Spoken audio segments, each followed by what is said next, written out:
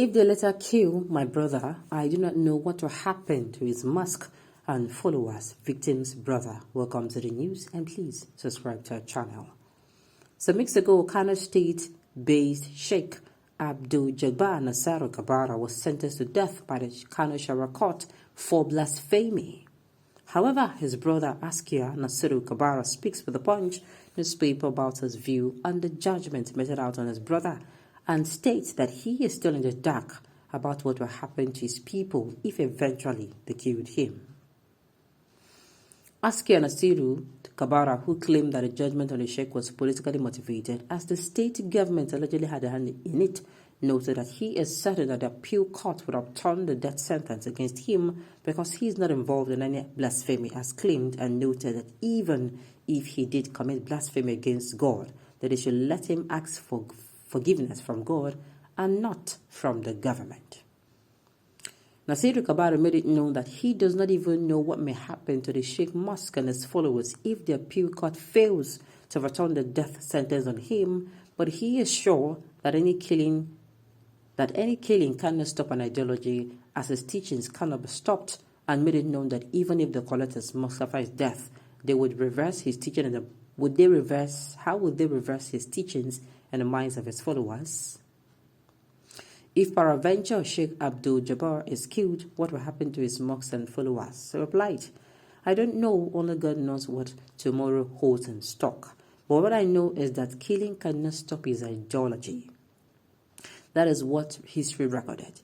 If killing can stop the ideology of a person, Salafi or Halabi Isala ideology would not have survived until this time.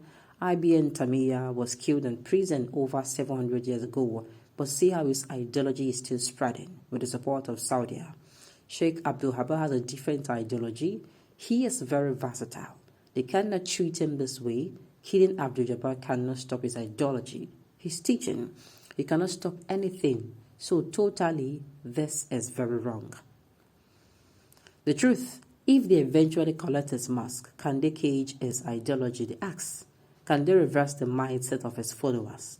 They just cannot. The mosque is just a structure. His teaching will remain in the minds of his followers forever. You know, I had a glimpse of this particular news and I did not really take it serious.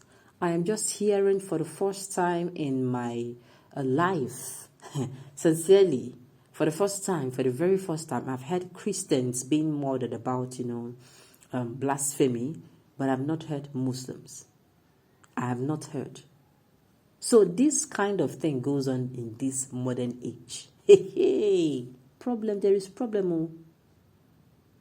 And the thing is, I really do not know what this man has said. But believe you me, I think this man has spoken the truth right to their faces. Now, wow. Northern Nigeria. How those people, they try. Now, then be the center of everything. Center of backwardness. Center of poverty. Center of all the whole negative things. But these people have refused to agree. I pity those that are born there. No, sincerely, I pity them. As in, I became so worried about them when there was this girl, was it last year, around this period, a young girl emerged as the winner of a beauty pageant. She was always, dressed in this attire. I don't know if it is now traditional or cultural, but I know Muslims wear it a lot, this hijab. And she won the beauty pageant. And these people were after her life. And I'm like, what is going on? What is it a crime to break free from, was it a crime for you to know that there is more to life than coming out, giving birth to children, you can't cater for, begging, sending them to beg in the street, living from hand to mouth? Why is it that the Northerners force this ideology on the people? Why?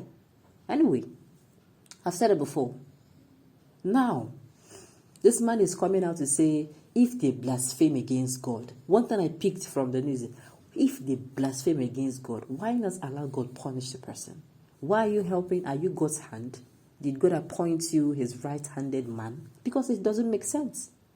Somebody is being sentenced to get for blaspheming, and blaspheming is speaking against God, right? Then why won't you allow God to handle the judgment? Because it doesn't make, to me, it does not make any sense. I'm sorry, apologies to any Muslim, or any Islamic follower this may hurt. But the thing is, I can't find the balance. I can't find the meaning. You offend God. You ask for forgiveness. But when it comes to blasphemy, you blaspheme and you are sentenced to death. I don't understand how. Did God appoint anybody, his right hand or left hand man, for him to help the person punish? Because it doesn't make sense to me. And I don't blame people who always come out with this, notion of Islam is not a religion of peace. This right here is it. Somebody is being sentenced to death. And if I want to believe that it is because he spoke the unquoted truth to them. He did not sugarcoat it for them. Now, wow. No, this is very painful. This is very painful. Help me ask, because this man is your brother, you're now saying they should allow him ask for forgiveness from God, if at all he did any wrong to God. Why many have killed without making statement like this? Exactly. These same laws that you foster on people will come haunting you. I have said it before. You see the northern Nigeria. The day these people will break free from the shackles of this brainwash going on in the northern region. You see the revolt happening in the southeast, the agitation. It is going to be a child's play. That one will be a child's play. What will happen? These people will go for their leaders. And, thank God, will lie to lie. Nobody will come for them. Nobody will go to their rescue. To be very sincere with you, the brainwash going on in the northern region of the country and the agitation going on in the southeast is going to be a child play compared to what the northern Nigeria will see. Now, me talk up.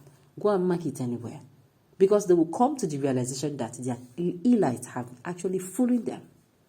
You claim civilization is bad, but if you go to their people, you see some northern elites that have smart homes. Yes, now. And all these things happen, and you keep brainwashing people that they should live in poverty. But meanwhile, you're making your lives better with civilization. No, this is totally in all shades wrong. Convert a Christian, that is not a religion, bro. No religion preaches killing at all. Because I can't find the balance in it at all.